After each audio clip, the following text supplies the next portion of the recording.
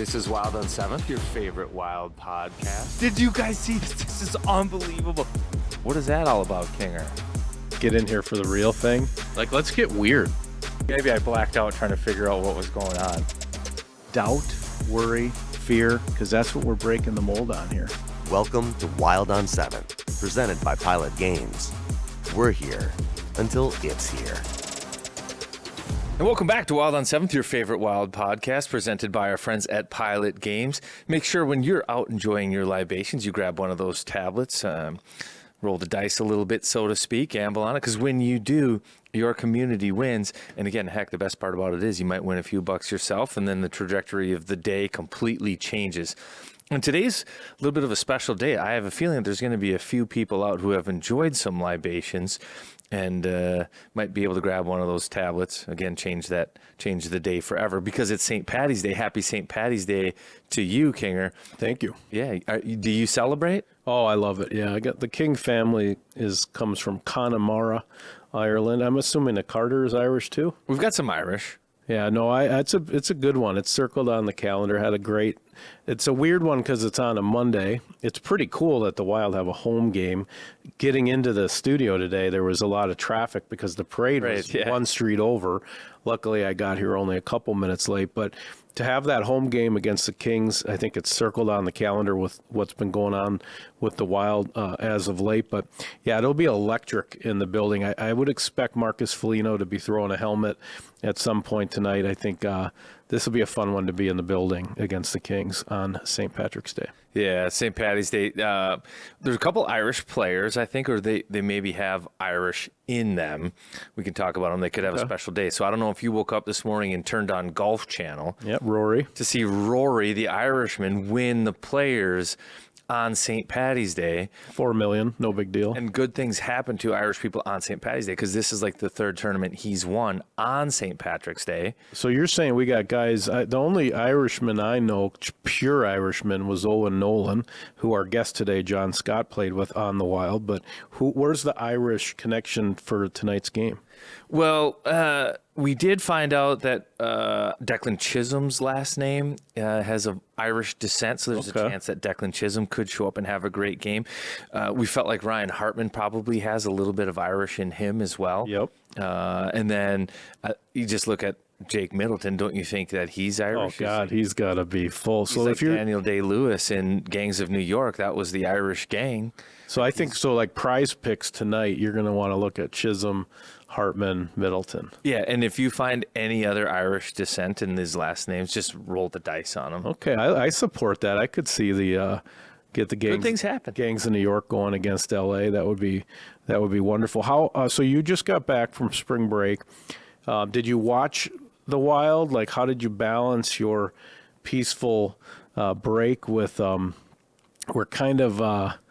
We're in a battle right now. It's tough to find goals. It's my TV tray in the house. It's been a little sad lately. I'm a little worried looking at those standings. But where are you at with this current sequence? Well, yeah. So I did watch on vacation. Actually, my daughter really wanted to watch, so I'd have to cast the games to the TV so she could fall asleep to them, which is kind of cute. But it was actually also hard to watch a little bit at the same time. I don't know. They're goal starved, and Hines and the players keep kind of talking about how they don't want to take the stick out of the players' hands. But I think that's what we're seeing is guys. And there's multiple things. I think whenever you run into a stretch like the Wild are in right now, you can't pinpoint one thing and say that's the reason they're struggling. It's a lot of different things that have come together that have caused it. It's injuries, it's pressure, it's fatigue, it's the schedule, and you can go on and on. And I think you look at the players right now, they haven't scored. They're probably gripping their sticks a little bit tight right now. I think you're also running into guys that, and we've talked about this before, where guys can play an elevated role and raise their game for a period of time. And it can't happen an entire season or they'd be that player. Players ultimately become their body of work. And again, there are periods of short time where guys can be better than that. You look at a guy like Vinny Hinostroza. He came in here. He was great out of the gate, hot, unbelievable, and just what the Wild needed. Is the analogy you like to use. If the season's a marathon, you got a mile out of Vinny Hinostroza, and that was a valuable mile.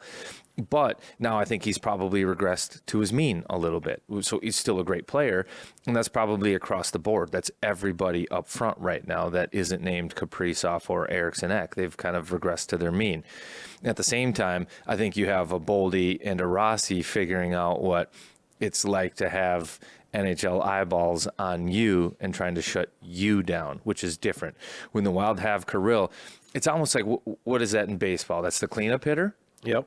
Boldy and Rossi were the cleanup hitter. They were protected by the number 3 hitter, Kirill Kaprizov, Eriksson Ek. Now, without those guys, they get everybody's attention, and it's not as easy for them. And not only do they get attention, they get pressure, and things change. So it's a learning time for those guys, and I think it's not a coincidence that they've struggled at a time when the pressure's been the highest on them. It's just something that they haven't adapted to, and something that they need to learn and experience to be able to overcome. And yeah, they're goal starved. They're not getting looks. I think we looked at the data over the last 4 games. They haven't. First period scoring has been dry, and this is the other thing they need is a positive game script. They haven't had one of those, so they're chasing every single game. And when you know that you're going to win a game 2-1 or 1-0, if the other team scores first, you're like, oh great, here we go. Like, and instantly you're deflated and beat mentally. I think that's occurring to them. They've had 21 high danger chances in the first period over the last 4 games and haven't scored. It's demoralizing for them. They're like, we're doing what we're supposed to be doing. And Hines says we're not trying to take the stick out of their hands, but they're dumping the puck in when they get the blue line. They're low to high, D shot, go to the net. Like, they're doing what they're supposed to do to get grind goals, and they're not getting them. And I think that's breaking their spirit a little bit. You saw the Hartman interview. Yeah, this is the first time I've seen the frustration kind of come overflowing a little bit. Zuccarello's been doing a lot of media as a leader. Hartman did a between period interview where they're kind of caught in between two worlds, Carts, right? Where with what they have on the roster, you got to get to overtime. Maybe you win a shootout and steal 2 points and have a nice day like they did a couple games ago. But I think it's taxing on the players. When this whole season's been choose your hard, right? A very difficult camp. They're just at the point now where kind of 15 games left. It's starting to feel very hard. And they're, like you said, if we're only going to score 2 goals or 1 goal, maybe we should try something different. You can kind of see they want to hold on to the puck a little bit more or maybe try something different, but that recipe doesn't seem to work either with the lineup we have. So at this point, they seem to be buying into the way they want them to play, but it's a tough goal right now. It really is. Doesn't it also feel like not knowing when you're going to get Kaprizov back or Eriksson Ek back, and you felt like it was going to be after the Four Nations tournament, and then you hear it's going to be longer. Then you wait a couple weeks, and then you hear it's going to be longer. I just kind of feel like that's wearing guys down too. Like, I feel like that's a classic negotiation tactic where you dangle the carrot a little bit, then you take it away. Like, mentally, it breaks people, and I think that's happening to the squad. Like, hey, the reinforcements are coming. Eriksson Ek is coming back. Brodin's coming back, and then boom, they're hurt, they're gone. And then Kirill's coming back, boom, he's gone again. And I feel like that's been the case. Do you know how many games Kirill's played this year? No, I know he had 52 points, and he was on an MVP pace. What did he play, 36 games? 37. Yeah, I mean, what a... 37 games. We're at game 68 here tonight. Like, they've gone 31 without him. It doesn't feel like he's missed half the year, but he's missed nearly half the year right now. Yeah, and he was on fire. Hines has always had a knack, and you've talked about this at length, for finding combinations, and it'd be interesting to see if he splits up Boldy and Rossi, or because how do you if they're going to shut down the top line, right, and that's what teams seem to have been doing, and we're not getting as much depth scoring as we'd like from the rest of the lineup, it seems to me you got to find a way to do some of his shuffle the deck magic and find some combos that we can get some people free. And you're starting to see the defense. There was a period where the start of the year when we got on the heater that puts us in good position right now, the defense was scoring so much. Mm-hmm. And you had Middleton chip in the other night. I think you're going to start seeing a lot more Brock Faber underneath the dots, Jake taking chances, Spurgeon, maybe the Irishman Chisholm if he is Irish. But I don't. There's only so much you can do right now to get through the desert, and I tell you, every point, man, mm-hmm. It's like.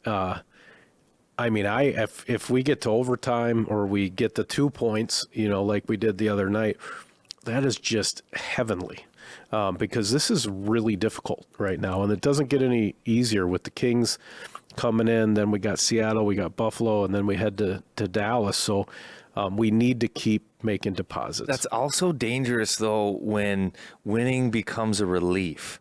Winning needs to be the expectation. And when you're a good team, that is the expectation that you win. And then there's disappointment when you lose. And I think when you get excited to win, you lose that element of expectation. And then all of a sudden, you lose an edge a little bit. And I think the Wild are on that precipice right now of being a winning team. And they cultivated like a winning mentality. We talked about that a lot the first half of the year, how choose your heart, they win, they just find ways, multiple goal comebacks, it doesn't matter. That stuff has dried up. And with it, I think a little confidence has.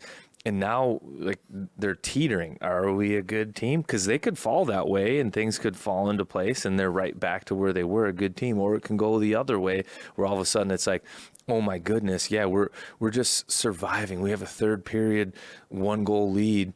Let's just play prevent defense, or we're tied in the third. Let's just get to overtime. And now this is where we should talk about Brock Faber a little bit too, because he had an interview with Russo, good article, great article. You should read it. Where he talked about how he's actually tired. And the way that they're playing, they have to be smart, they have to be perfect, and 3-on-3 and overtime, how it's choose your spot. We're trying to just outsmart teams and outplay teams. And it's outsmart meaning they're being cautious. But it's an illustration that caution is at the forefront of their minds, and preserving points is also at the forefront of their minds. Hey, we know what we are, we know what we're not. Let's go out and try to get a couple of points. Did you read that article by chance, or? I haven't read that, but it's funny. The moment I think of that is when Brock's behind our own net and he's just looking forward. And we're in this point of the season where it's sort of like, if you want to hang out back there for 12 seconds, go ahead.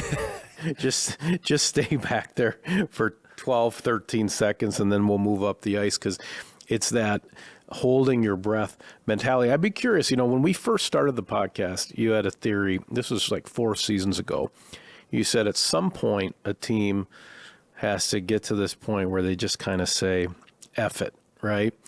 And they return to just playing a game, the roots of a little bit of the joy of it, and, kind of this, it's not that you don't care, but it's like you just let yourself exhale, and you go back to the things that made you love hockey in the first place, and that maybe re-energizes you. I mean, what would your message be? Because it's very complicated, because they're like, listen, we're missing a lot of pieces.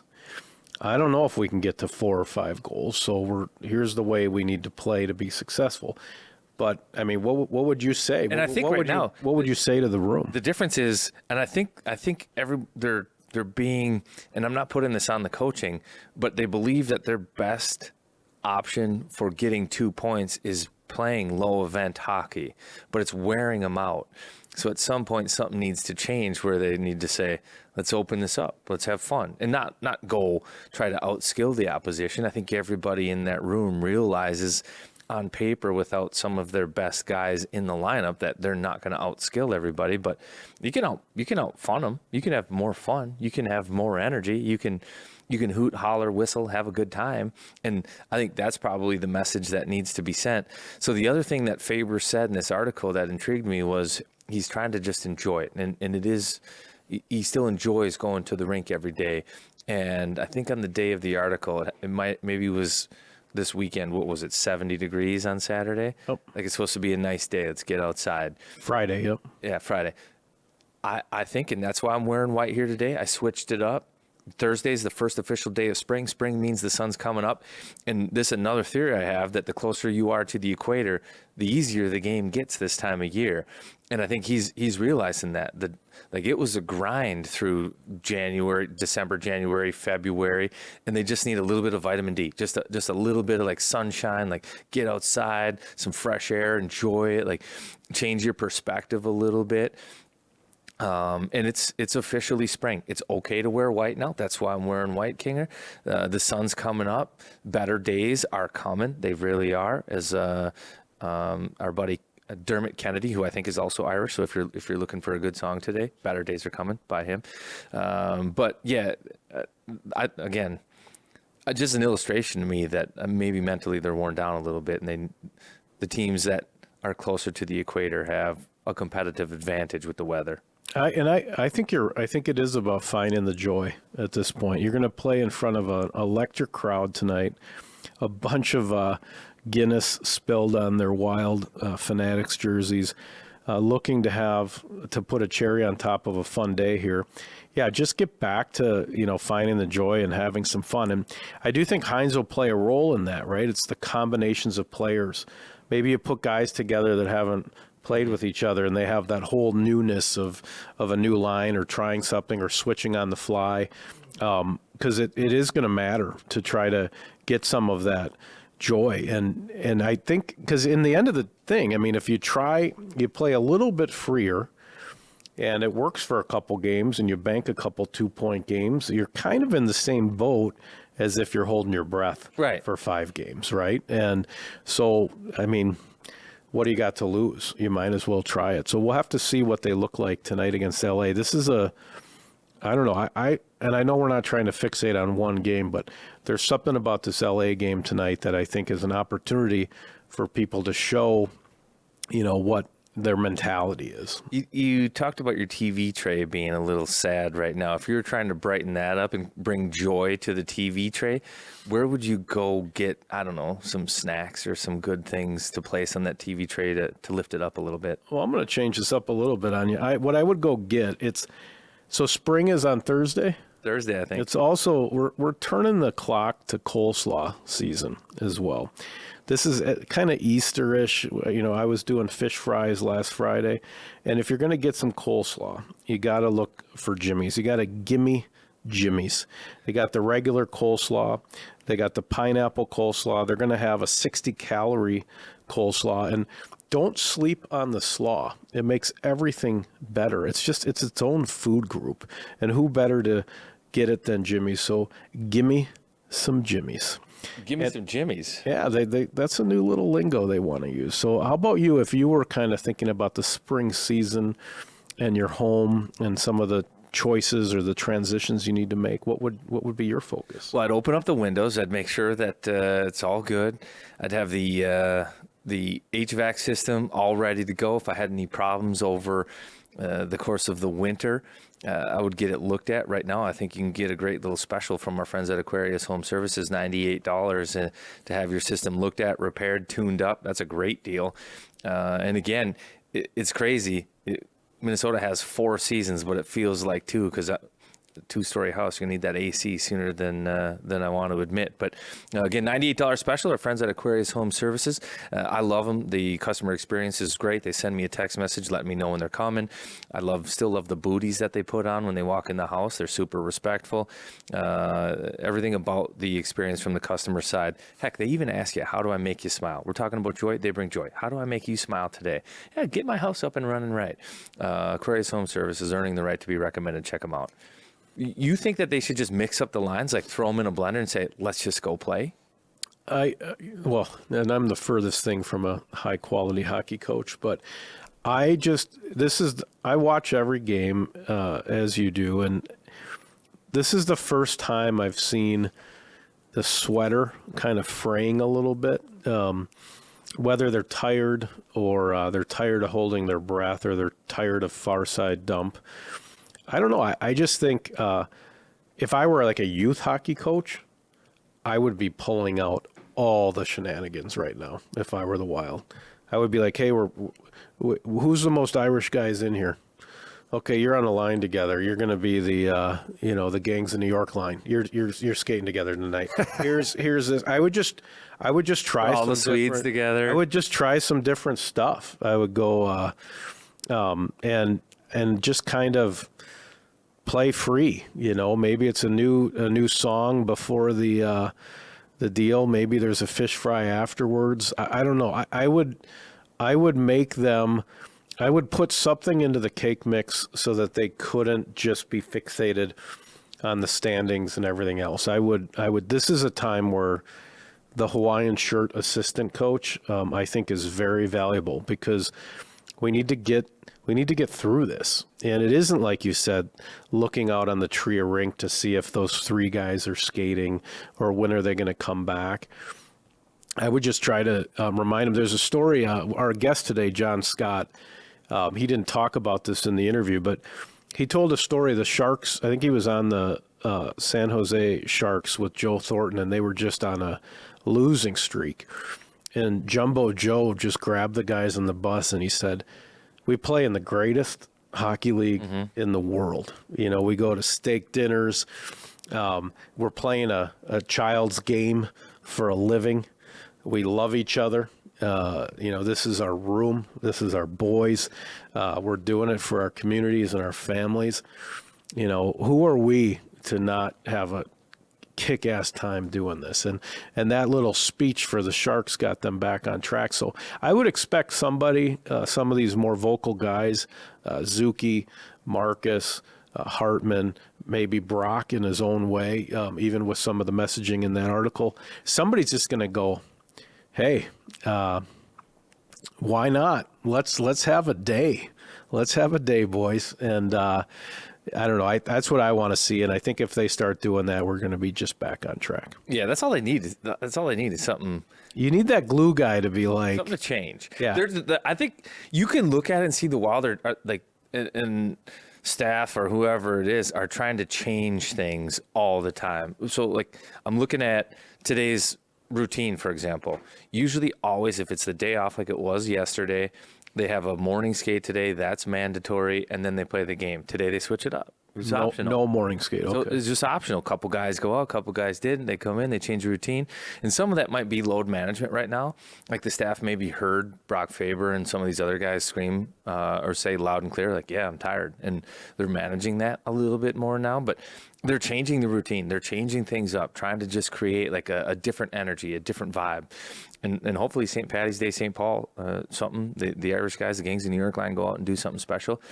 I have some interesting stats, though, when it comes to the season. Are these going to be good stats or bad stats? Well, no, it's kind of like I'm in a bad space. I need some good news here. I was kind of floored by it. So for me, the number one statistic when it comes to being a playoff team and worthy of a playoff team is goal differential. And the best teams have the best goal differential. And it almost goes right in order. Right now, the Wild are minus 10 in the first wild card playoff spot. And it sparked a thought where I'm like, well, I wonder what they were before losing Kaprizov versus after losing Kaprizov. We know Kaprizov is important, but with him in the 37 games, goals for were 108, goals against 102. So they were a +6. Without him, goals for are 73, goals against are 90. So goals for per game, it was up half a goal a game, which makes sense. You get a half a goal per game out of your stud. And certainly they're missing that right now. But the goals against per game have also gone up without him, which was a little bit surprising. But without him in the lineup, the goal differential is minus 17.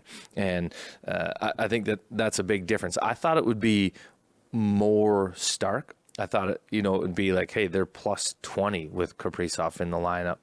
And now maybe that's a little aggressive because I was also floored that he'd only played 37 games. It felt like he's played like 50, like he's maybe missed like 17 games. No, he's missed 30 games. That number really surprised me. But the one that sticks out the most is the power play. So the power play with Kaprizov this season, 17.7%. Without him, 24.3%. That doesn't make sense to me. So the power play does better without him? It's been doing better without him. Wow. And I wouldn't have guessed that. Right. That one floored me a little bit. Penalty kill, he doesn't factor in on that, but that's been better without him too. Yeah, in the 30 games without Kaprizov, they have 18 power play goals. In the 37 with him, they have 17 power play goals. So that surprised me a little bit. So some of these, and I think what's encouraging about that is some of these stats aren't that bad. And the Wild aren't scoring right now, but statistically, they're close. They're like right there. Yeah, they're playing a playoff style hockey. I think you said this well at the deadline. Billy didn't go make a bunch of deals that are going to hurt him later. He didn't mortgage the future. They've clearly bought in. They bought in for the whole season.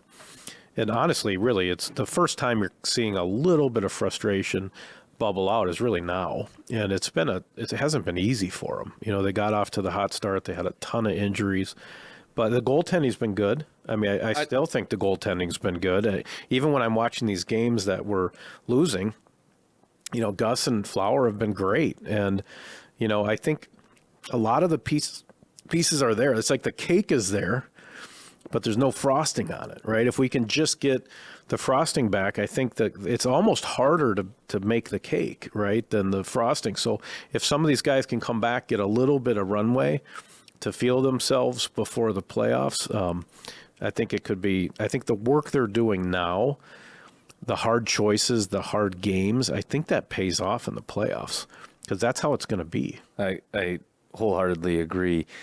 If it's the cake and we're without frosting, and you need some frosting, just to ice this thing yourself, just to put some frosting on it, where are you going to get it? Well, I would go to Cub because I like local, I like value, and I would find both there. Actually, when it comes to frosting, I like the really sweet stuff, like the with the tin foil, like the 8-year-old frosting that tastes just like straight sugar.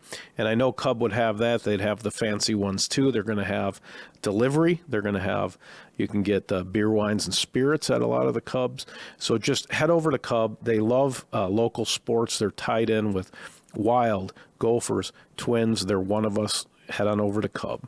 And how would you construct the right recipe to get us? My nose is running so bad I can't even stop. I might need to get a Kleenex. Why do noses run and feet smell? I've never understood that. I don't know either, but I had to wipe off my mic at one point. If you're on YouTube, look for the dollop that was on there for about 40 minutes. But how would you construct ourselves through this period? Why do you drive on a parkway and park on a driveway? It doesn't make any sense. No, Stephen Wright, ask him. Yeah, it doesn't make any sense. But what does make sense is if you need a new roof or you were within an area that had some storm damage last year, that you would look up Wild Construction, because on their website, they've got resources that will show you the dates of the storms, if they were in your area, and they can help you with insurance and if that's still covered. Actually, you have 12 months from the date of storm damage to get that looked at and have somebody come up, get on that roof, assess the damage. It oftentimes takes months for it to really show up and rear its ugly head. So now's the time if you did have a storm last summer anywhere, and that includes the northern part of the state. Wild Construction, they've got teams ready to go up in northern Minnesota, Cross Lake, and in those areas that had some pretty significant storms. Perfect time to get somebody up there, get on your roof, and maybe get you taken care of. I need some of that vitamin D. Carts, this is the time, man. It is, the seasons are changing. You get those smells where you're like, oh, I'm going to maybe be wearing a t-shirt. I golfed at Bunker Hills on Friday, by the way. Awesome. Wore shorts.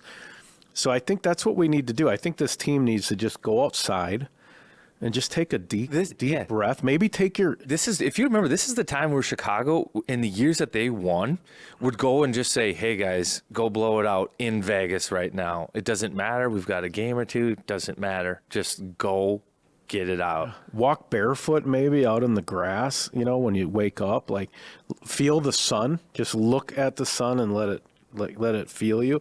I think we need a little free bird, right now. I think it's time to just, and I can't think of a better opportunity than this St. Patrick's Day in St. Paul, LA Kings, some familiar faces in town.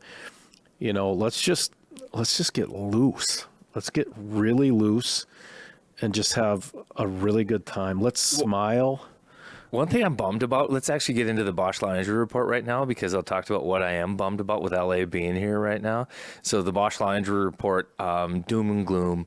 We've got Kaprizov out, and it doesn't look like he's going to be back anytime soon. I think he's working out off the ice, but hasn't skated. Eriksson Ek too. I think the timeline is... what was it? I don't know. Was it 6 weeks? And it's looking like maybe that's on. Could be back a little bit earlier, but still, like, not anywhere near not skating right now. So that's a bummer. Brodin on the ice, which is a positive thing. Would love to get him back. That's going to be great. Other than that, I think that they're doing pretty well. It just happens to be 3 pretty important pieces.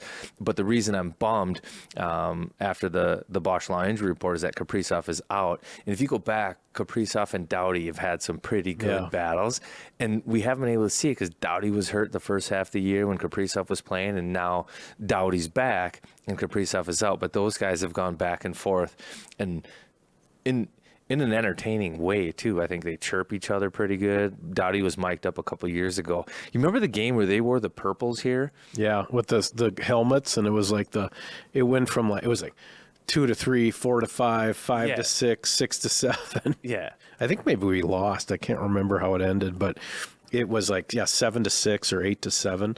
Yeah, with the gold helmets. But I think the culture, the town, the sun, it's all saying, let's have a day. And if you can have a day against the Kings and then kind of roll with a couple of these other teams, Seattle and Buffalo, I don't know. Let's just... Yeah, this week is a big week there, too, because you've got Seattle, who's gettable, Buffalo, who's gettable, then next week starts to get tough. Dallas on the road, yeah. You got Dallas, and you've got New Jersey. I think you got the Rangers. I think maybe, is there Vegas mixed in there? I'll look right now, but the schedule gets pretty tough next week, so it's like, hey, make some hay while you can.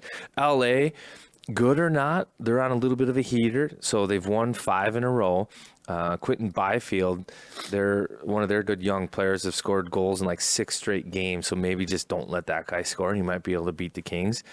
But yeah, it's Kings, Seattle, Buffalo, and then it's Dallas, in Dallas, back-to-back fly home against Vegas at home. You got Washington the following Thursday, and then 2 games, a home and home with Jersey. Yeah, so it starts to get tough all of a sudden. Yeah, we need to have some vitamin D this week, and it starts tonight. I think, I do think at some point, I don't know what that means from a coaching standpoint or a player standpoint, but in the world of players-only meetings or gripping the stick even tighter, everything in my purview would suggest like this is a time to just give the bike a ghosty. Like let's just relax. Let's play some hockey.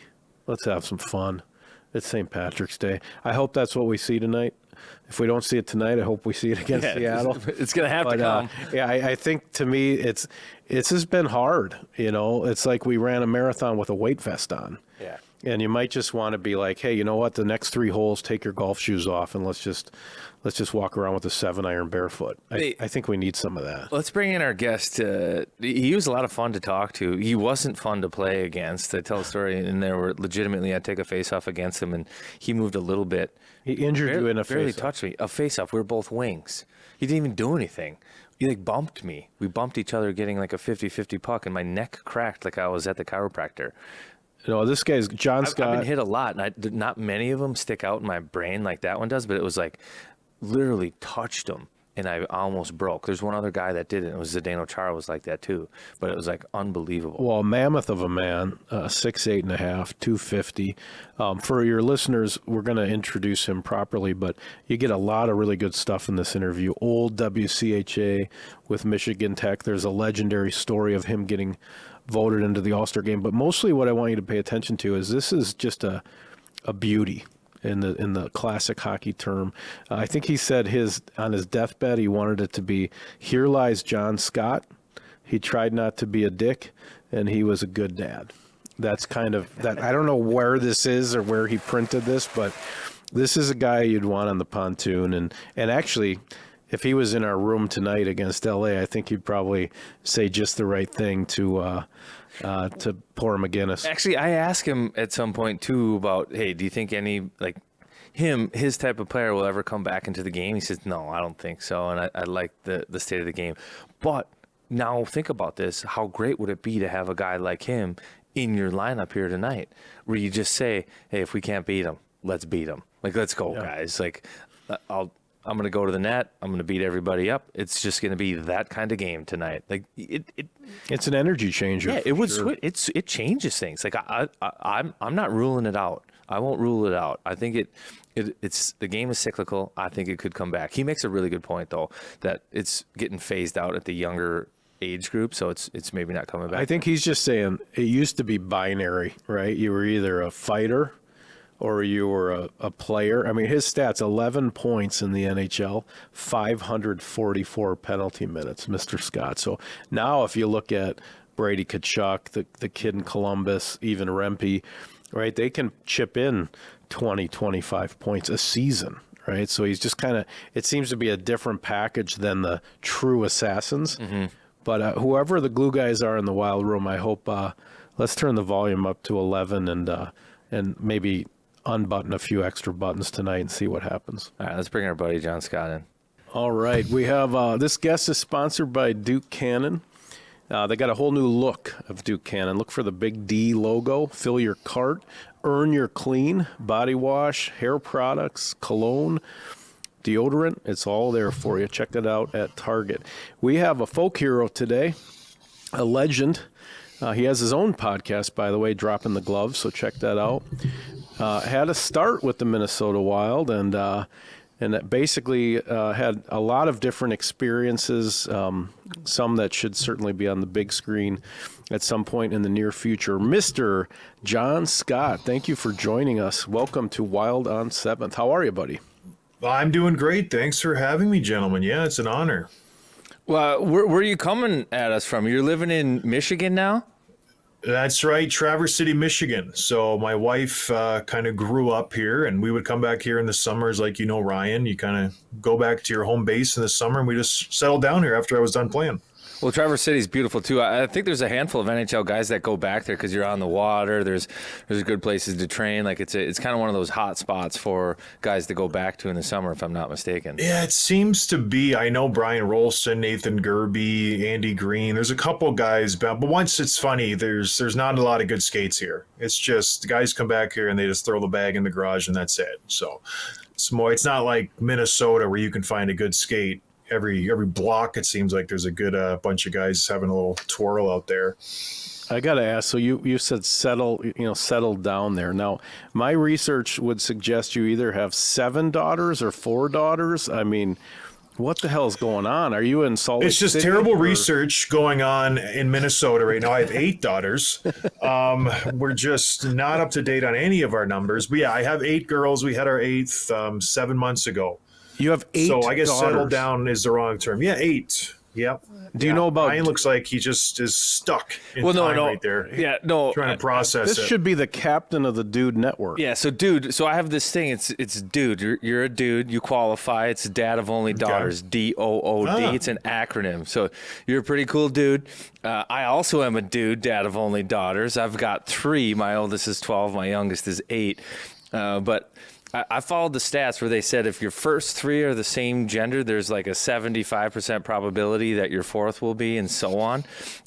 So we cut it at 3. 3 girls was enough. I was going to run out of bathroom and toilet paper. See, I must have thought that 3 was an 8 because I thought, I was like, after the first 8, and that's where I made the mistake. So I'm so stupid.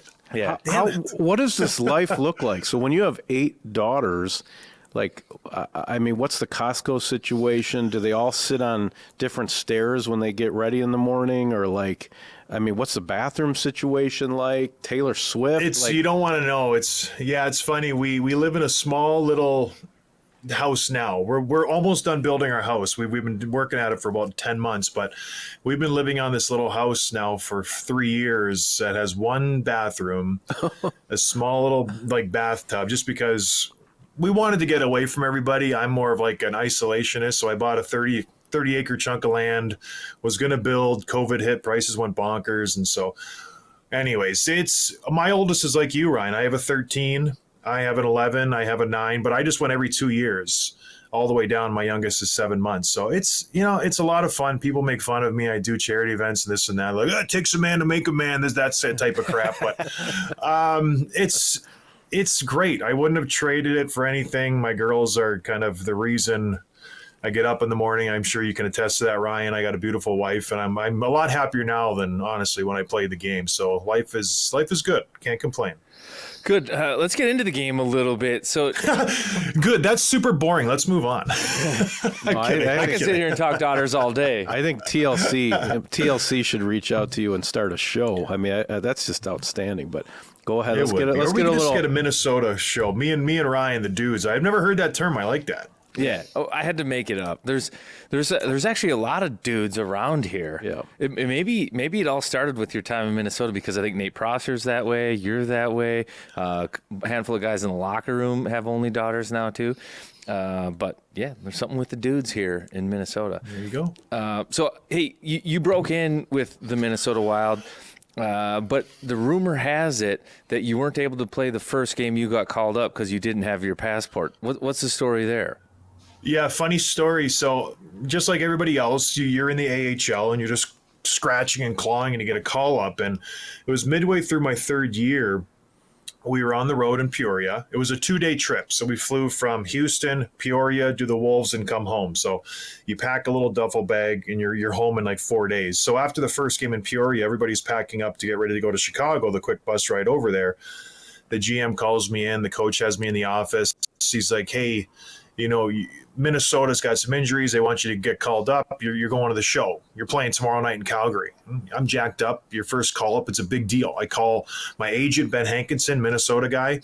I call my parents. I call everybody. This is great. It's going to be in Calgary. I was born in Edmonton, so all the family's going to fly in for my first game. Fantastic. I get to O'Hare. I get checked in. Everything's fine. I go from O'Hare to, oddly enough, I go to Minnesota. So I'm in the Minnesota airport. I can't remember what it's called. Lindbergh. What's the airport there? Yeah. Lindbergh So I'm there. terminal. I'm waiting for my flight. Nothing's wrong. This is pre-COVID, so everything's cool. Flight comes. Everybody's boarding, and I go to get on the plane. The lady's like, where's your passport? I'm like, oh no, it's fine. I've already checked in. Everything's good. I'm Canadian. Show her I got my ID still Canadian. I have my health card. I'm Canadian. It's not a big deal. At that time, I had my wife living in Houston. She was FedExing my passport overnight to Calgary, so I would have it just in case I was in Minnesota with the system longer, with the Wild. She wouldn't let me on the plane. And I can see my bags going up the jet ramp. And we're in Minnesota, mind you. And I'm like, I'm going to play for the Wild in Calgary for my first NHL game. I'm calling my agent. I'm calling Doug Reisbrauer, who's the GM at the time. I'm calling everybody I know to try to convince this woman to let me on the plane. We go back and forth. I almost get arrested. And lo and behold, I didn't get on the flight. And I talked to the GM right away. He's like, yeah, we're sending you back down. Sorry, we have to call somebody else up. And that was it. And I didn't hear anything for a while after that. I thought I ruined my NHL career just because I didn't pack a passport. Hot start. No way. So boy, Yeah. that's a good lesson for the kids. Like, you never know when your chance is coming. You got another one though, thank goodness. So when did you actually break through? It was Christmas of my third year. What would that have been? 2008 or 7 or 6? I don't know what year it was, but it was Christmas time. I got called up. I think the D-Corps were getting injured pretty good up there, and I managed to sneak in a game, and then I just stuck. I wasn't one of those guys who bounced up and down from the AHL to the NHL. Once I made my debut, I managed to stay in the lineup consistently for the rest of that year, and then after the season, I got offered a one-way deal, and I took it. Obviously, it was fantastic. My my wife lived in Minnesota. She worked in Minnesota at that time. So it was kind of a dream come true to go work with she worked at Boston Scientific out in Maple Grove. And so we bought a place downtown. We're living the dream. She was working, I was working. It was awesome. Well, I got to wind back a little further. So this Michigan Tech bio, I was just looking, and I don't even know if this is right. Would this be, I got 19 points, 347 penalty minutes. I did reach out to Hank. He did want to remind you got a $5,000 signing bonus when you signed with the AHL. He wanted to let everyone know that. Which was a big deal. Everybody was getting, Brian remembers back in the day, you'd get a $900K signing bonus if you were a first rounder. Yep. You would get a lot of money. So I was coming out of college and I just said, Hank, get me something to get me through the summer. Because all the other guys were getting tons of money and he gets me $5,000 from like a multi-$100 million company, and he gets me $5,000. So always he still pats himself on the back for that, right? He's like, yeah, don't forget to mention the $5K. I'm like, what a prick. Yeah, that was just, come on, Hank. That was in the text. He did say 6'8.5", 250, and you had a quote, there's no such thing as too big as you came into the league. So Tech was just an amazing, that whole culture and those games up there, and the old WCHA, as everybody will remind us here in Minnesota, as we've gone to the Big Ten, and they're still pining away. Give us a little college color commentary. What was it like racking up those PIMs and playing in the old WCHA? Well, I think the key is the old WCHA, because we were the worst team in that division, us in Alaska, for my whole 4 years there. And I got those PIMs because I was chasing around all the first-round picks the Gophers had, and then the Colorado College was strong, and Denver Pioneers won it twice when I was there. Then all of a sudden, got Mankato and St. Cloud. It was a wagon of a division, as my podcast so says. Everybody was good. Wisconsin was in that. So it was just a constant just playing catch up. I was running around trying to get David Backus and Jonathan Taves and then Thomas Vanek. Every team had a superstar, and we were just outgunned for every single game. So I took a lot of 2-minute minors. I took a lot of hooking and holding and grabbing, and that's the only way we could compete. And I played, 25 minutes a night, because I'm not tooting my own horn. We didn't have anybody. And if you're playing me that much, you're in rough shape. So it was a bad matchup every night for us. But I think that's really how I got to the show, because I had to catch up. I had to work on my footwork. I had to work on my hands. And luckily I had the time to do it in the NCAA, because you have those 5 days between games, and because you don't want to be embarrassed. And I was fed up with getting burnt wide by Robbie Earl and these guys and TJ Oshie's of the world. And I worked at my game, and by the time I got to my senior season, I was pretty good hockey player. But man, the first 3 years I think I won 7 games a year in like a 42 game schedule. Like, we were atrocious. We would get our doors beat off always. We tie Wisconsin one weekend. We thought we beat the world, and it was a lot of fun, but boy, it was tough. But Tech made up for it. It's a great town, great city. I still love going up there. I just got inducted to the Hall of Fame there actually this year. That's how bad their Hall of Fame is. No offense, but if I'm getting inducted, that ain't good. But it was a lot of fun, man. Ryan, where did you play? Mankato. Where did you go? Yeah, Mankato. You know this team? Yep. Yeah, so he played 3 years there. I played 2. We both left at the same time. So yeah, we had an up and coming team, similar. Like we were in a similar spot where it was hard for us to compete against North Dakota, Minnesota, Wisconsin, like the Big Ten programs. Even at that time, Denver was good. We'd make games of St. Cloud. Duluth was kind of maybe even a different tier than we were at that time. So we were always grinding. Same thing. You got to split on the weekend. It was pretty good.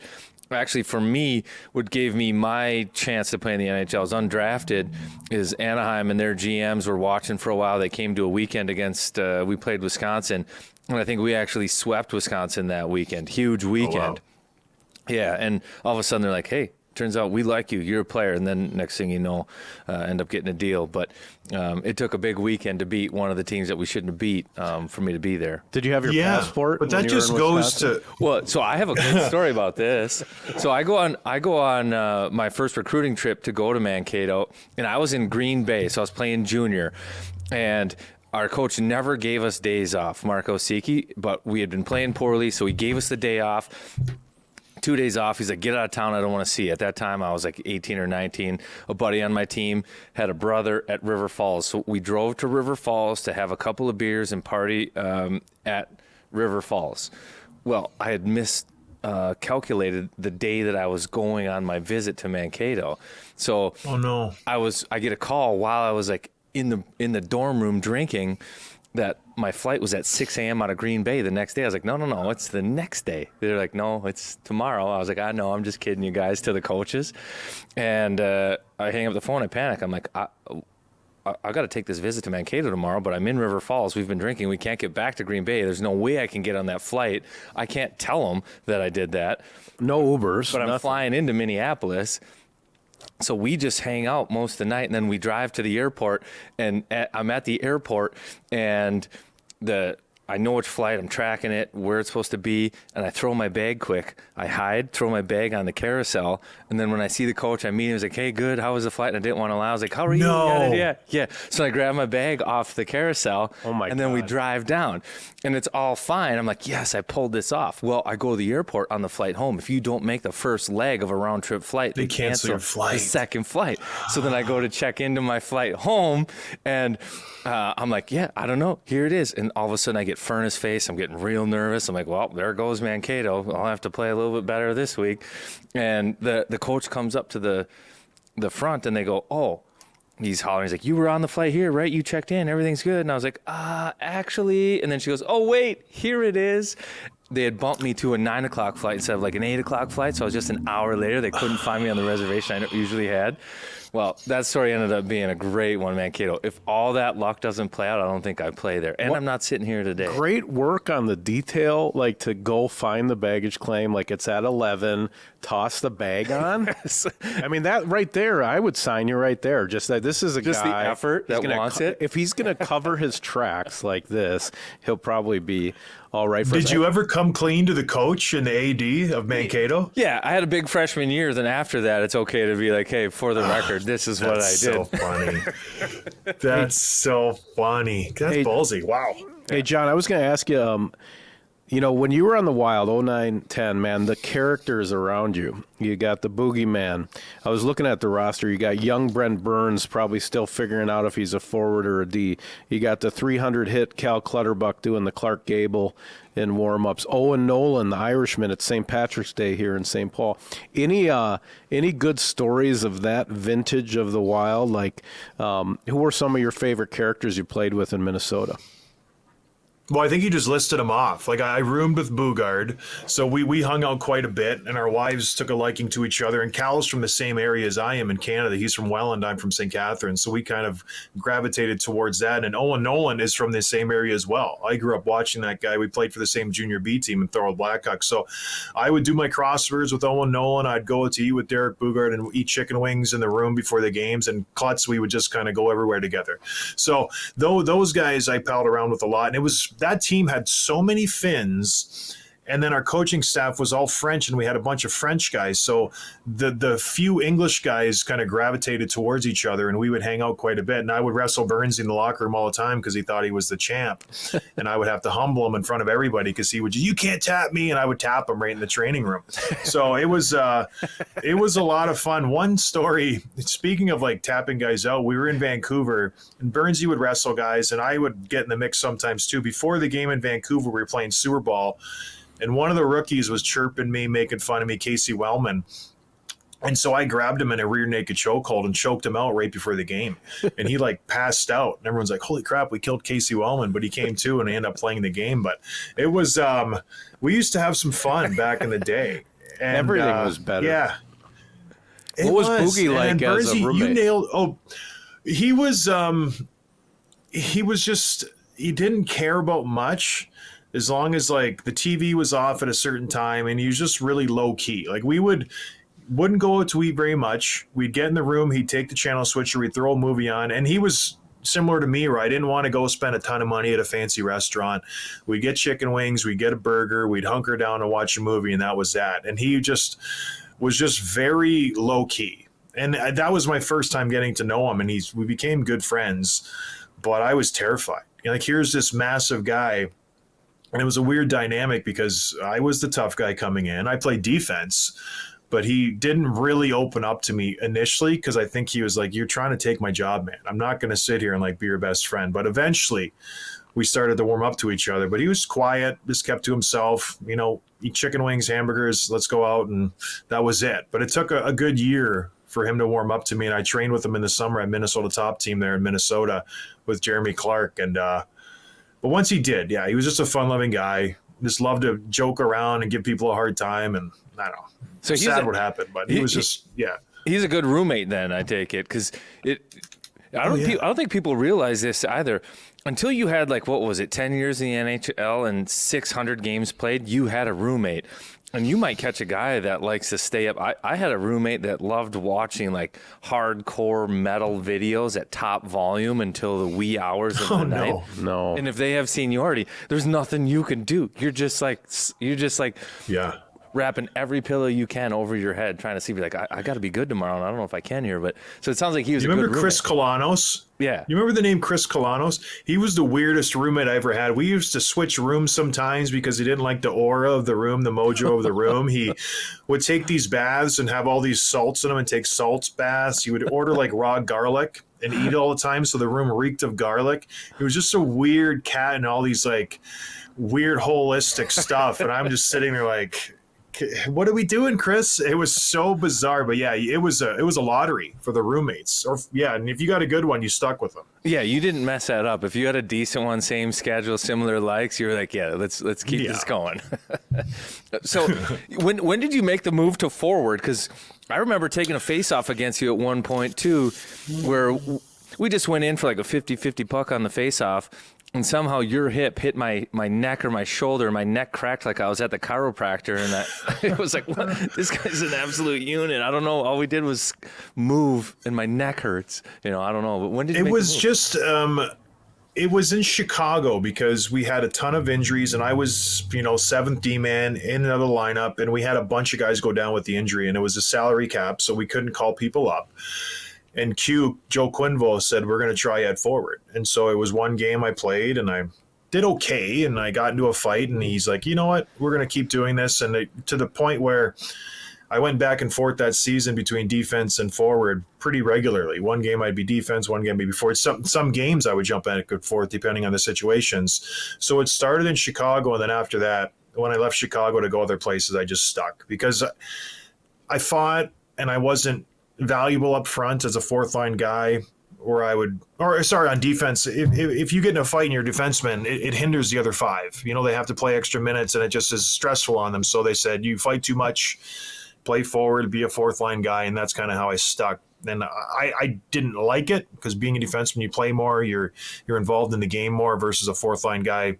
Like, I play 5 minutes, 6 minutes a game, and some games you play 3 or 4. And so it kind of stunk in that regard, but I think it maybe extended my career just because I was pretty good at fighting. Like I took to it, and I was okay doing it, and I was fine with it. So yeah, it just kind of happened organically, Ryan, just because they needed a guy. They needed a body.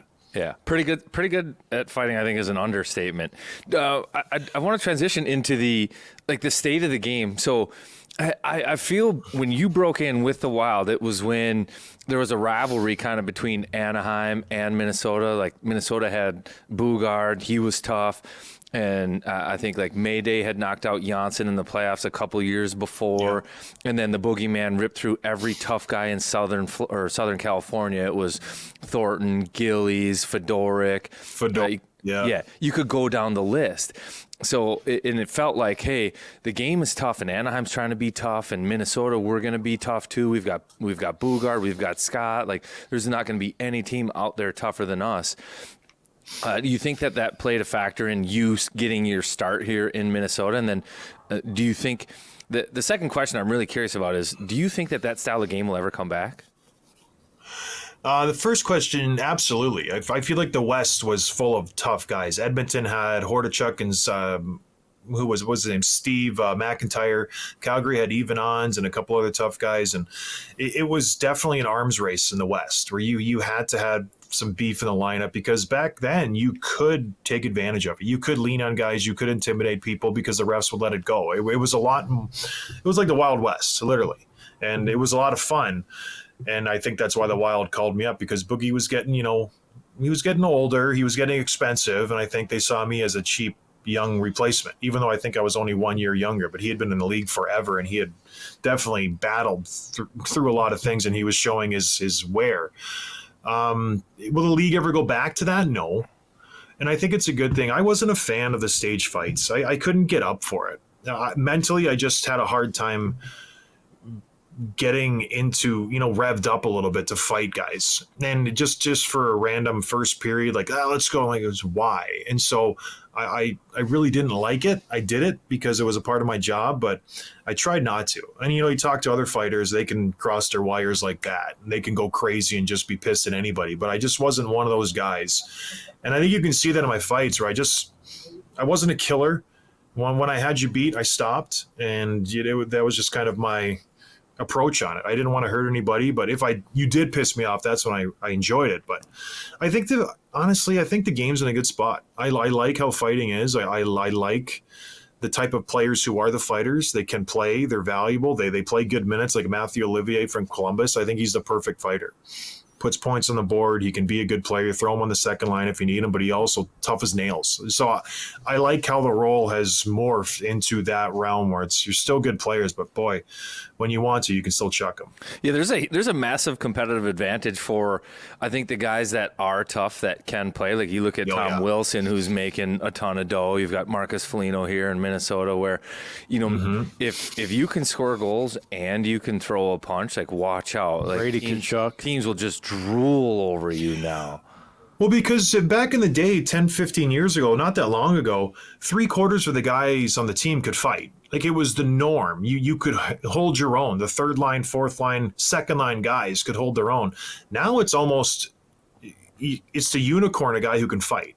Because in juniors, you don't teach it. It's kind of been phased out of the game. So if you can get a guy, like you said, who can fight, can score, that's a valuable asset, where it's a dime a dozen now, these water bugs who can toe drag. It's like, yeah, we can find those guys anywhere. That's easy to get. It's the guys who can go in front of the net, take a hit, make a play, fight, stick up for your teammates. That's the dying breed. So it's kind of neat how it's shifted to where the Marcus Folignos of the world are so valuable now. No, I completely agree. Hey, I know you've told this story a million times, but there's certainly going to be people on this podcast that don't know it. So your experience getting voted into the All Star game, the fan vote, all that stuff that went down, and you end up, just tell us the story of how that kind of bubbled up in Arizona, and kind of your version of a story that is made for a movie, for sure. Yeah, it's the movie's in the works. They've been doing it. I don't know. Hollywood sucks, so it's always just ever changing, but hopefully it comes out one day. But fan voting 2016. I think they'd done it for the last few seasons, and it just really only went to the top guys, Ovechkin, Crosby. Those guys were getting all the votes, but a couple podcasters, Puck Daddy and Jeff Merrick, still very well known in hockey, they decided to pick someone who doesn't deserve it, some clown or goon or this and that. They threw some names around. They got to me, perfect. This guy sucks. He's going to be perfect for the game. Let's vote him in. Social media was just starting to ramp up. It went viral. Everybody voted for me, and I get voted in. While the voting is wrapping up, Bettman decides to stick his hand in there, and he gets me traded to Montreal. I get sent down to St. John's.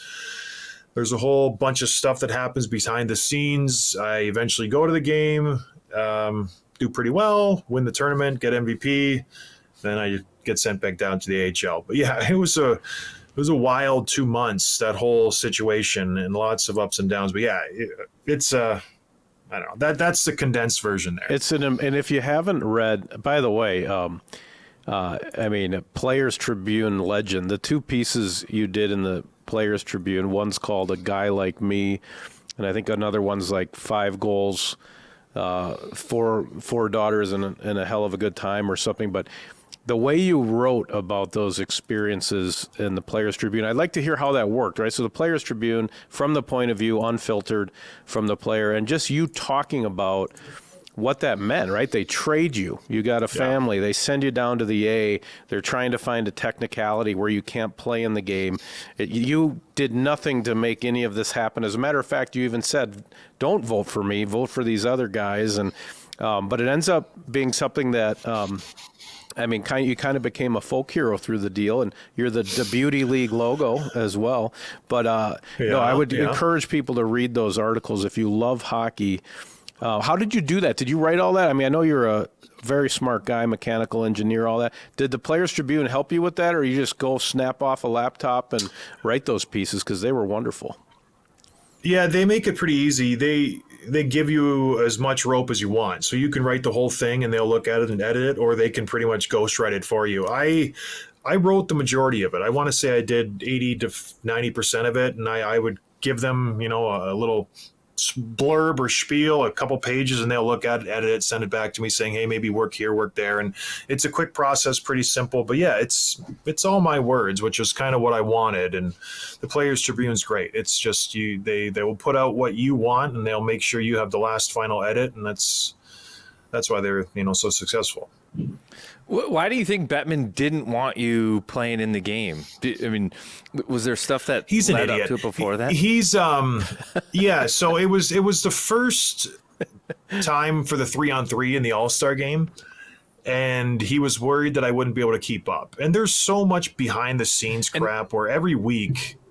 Oh, go ahead. I was just going to say, and was some of this because the NHL All-Star Game was kind of under fire at that time because it wasn't great, and so some of this was like, hey, if this is what it's going to be about, let's get somebody there where it's meaningful. And he's like, well, this isn't 100%. Yeah.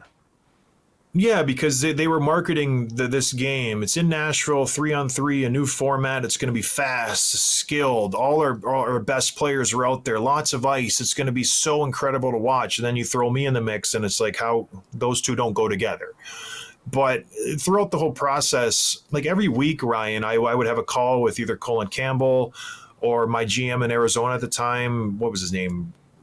Dinkleberry, I can't remember it, but they would offer me Maloney things to get out of the game. They would go, you want a vacation for your family? Do you want money? Do you want this? Do you want that? Because they really didn't want me to play. And I just kept saying, no, I'm going to go. I think it's a good thing for me. I think it'll be fun. And once I exhausted all their offers, that's when I got traded. That's when they said, okay, we're going to take matters into our own hands. Like the final offer, vacation for you and your family anywhere in the world. We'll give you a share of all the winnings, and you can go to the game and sit behind the bench.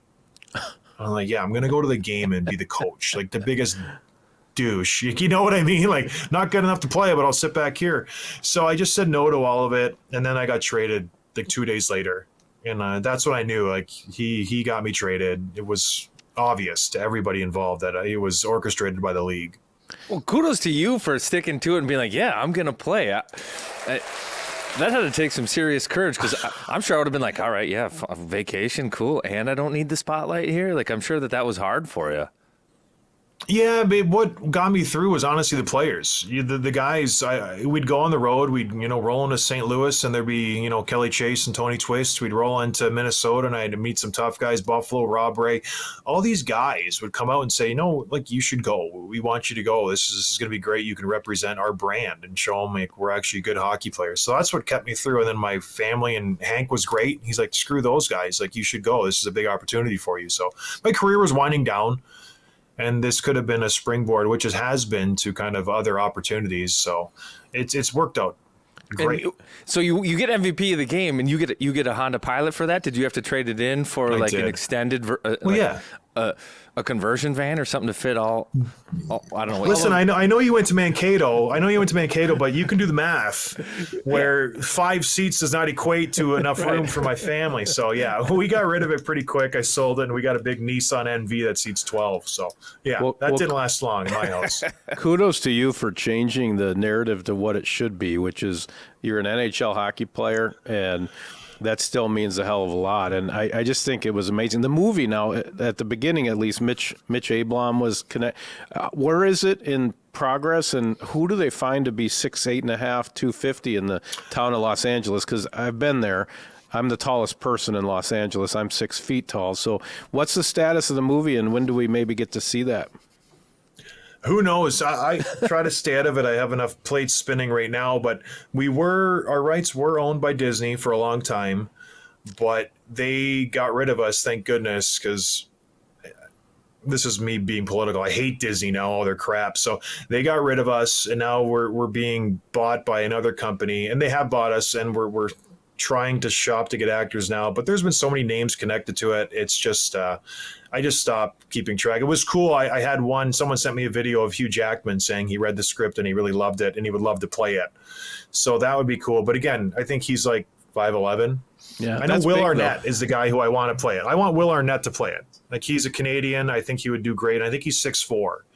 But other than that, I don't know. You guys, well, Ryan, you look like you're a handsome cat. You can get out there. No, can't act or fight. But no. No. Hey, can you help us? So your pod, Dropping the Gloves, you're very active. You've started a whole nother life for yourself beyond the game.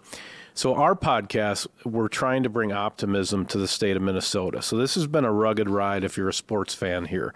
There hasn't been a lot of trips to the top of the mountain unless you're a Lynx fan or a Twins fan back in 1991. So you're in the game now.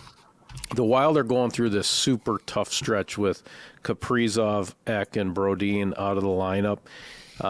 How do we hang in there? What kind of advice would you give us? There was an old Joe Thornton story I heard that he gave to the Sharks when you were there. Maybe our fan base needs to hear that kind of mentality. But how do you get through the dog days here and not mess this thing up and drop the meat in the dirt?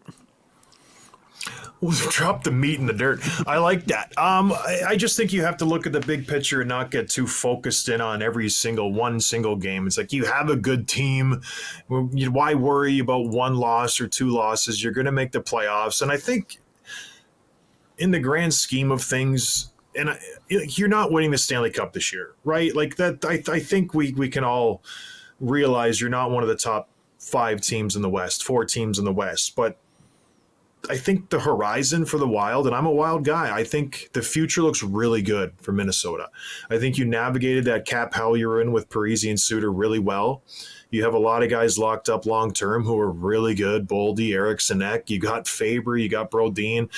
These are good players you can build your team around, and just, I don't know. I think you just have to look towards the future. You got a ton of money to spend next year. I'm sure you guys have talked about it at length. I think the key is to just not mess that up. Get Kaprizov locked up long-term, find some guys to play with them, and then you'll be fine because you have the good young defense, you have good young forwards, you have the superstar.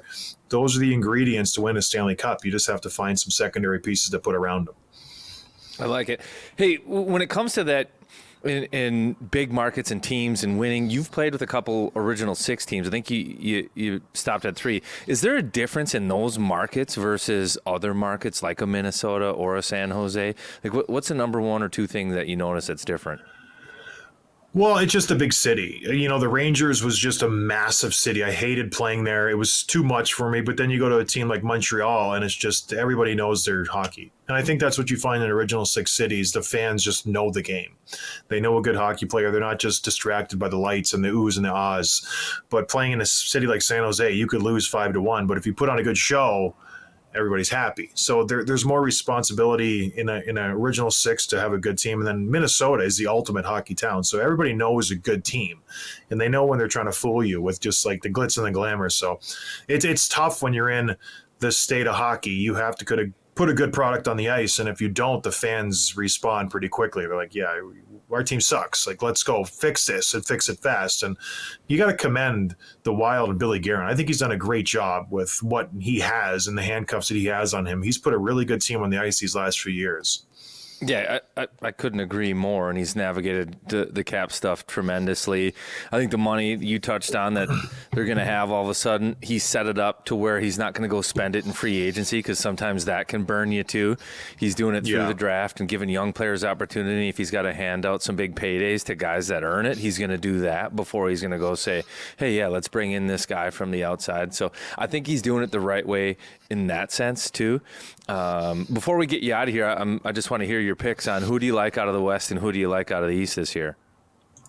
Ooh, the West is a tough one. I think everybody loaded up. I really, really like what the Dallas Stars did, bringing in Rantanen, but I'm telling you what, losing him, the Colorado Avalanche has regrouped really, really nicely. I'm taking the Avalanche out of the West. I think Blackwood was a great pickup midseason. He has just been gangbusters for them. And I just feel like they're motivated. They want to prove everybody, hey, we don't need Rantanen at all. And they're going to have a really good final stretch of the season. I'm taking Colorado. Even though I think they're third in the Pacific right now, they just got past Minnesota, I believe. And then in the East, it's the East. I don't know. Panthers. I think you can't go wrong picking the Panthers. But I think whoever comes out of the West will win this year. I think the West is really strong. Hey, Karts, I should have said this in the intro, but Mr. Scott, 42-1 in fights. I mean, that's what the tail of the tape would say. I got to hear in detail about the one guy that got you. I mean, is this a guy you see again? It should be 41-2. I lost 2. One was Colton Orr because he punched me in the stomach, which is just like a classless move. And I was just like, he gets me in the breadbasket. I'm on my knees, I can't breathe, and he right down the pipe with one right in my face. I'm like, real cool, Colton. And he would not fight me after that. I was super pissed. And then the other loss was to Justin Johnson. To last game of the season, we're playing the New York Islanders. They dressed their meathead lineup like they always did because they were always dog crap, and they have like 7 meatheads. Called all these guys up from the AHL. And before the game, my coach, Teddy Nolan, goes, "Don't fight Justin Johnson." And I go, "Why?" He's like, "Just don't fight him." I'm going to fight. You don't tell me what to do. For sure enough, first shift, Justin Johnson taps me on the shin pads. He's like 5'10", 240 pounds, like just a brick. You know what I mean? I didn't know he was a lefty. You dirtbag left-handers always surprise me. And he hits me with one, hits me in the shoulder, and the next one comes right down Main Street, right on the button, and drops me. So those are my 2 losses. Colton Orr hit me in the stomach, and then Justin Johnson. And I think left-handers should be legal. It's an unnatural thing. It's not meant to be, and he tricks me, and it's a left hand right down Main Street, buries me. So those are my 2 losses. Check the game notes. That's what they say, right? That's amazing. What a run, though. And now you got the pod. Are you working with the Blackhawks? Are you doing color for them still, or what's your new life? Yeah, I do, but I'm a little too honest, and they've been struggling the last couple of years, so they haven't been calling my number, much like my NHL career, as much as I'd want. They're obviously not listening, but yeah, so. They don't like my truthfulness about how they're mismanaging Bedard. I feel like they blow it at the deadline every single year, and they're just stalling in their development and their rebuild. They should have traded guys last year. They should have traded Foligno and Dickinson and Mrazek. This year, they should have traded Donato, and they just sign them for no reason and lose out on potential first-round draft picks, and then they're garbage. And you can tell Bedard is frustrated. He doesn't want to play. He's just not happy. Whereas you look at Celebrini, he's having the time of his life and they're in last place. Yep. It's the same team, just different ways they're going about it. And they, again, it should have been a short answer. Yes, I'm still with them, but not as much as I'd prefer. Awesome. Cool. I tell you what, we'll let you warm up the vehicle and go pick up that group of girls from school. I know you got to get out of here, but we do appreciate it, man. It was really good catching up with you. All right, guys. I appreciate it too. Thanks, and good luck with everything. Thanks, brother. You're a legend.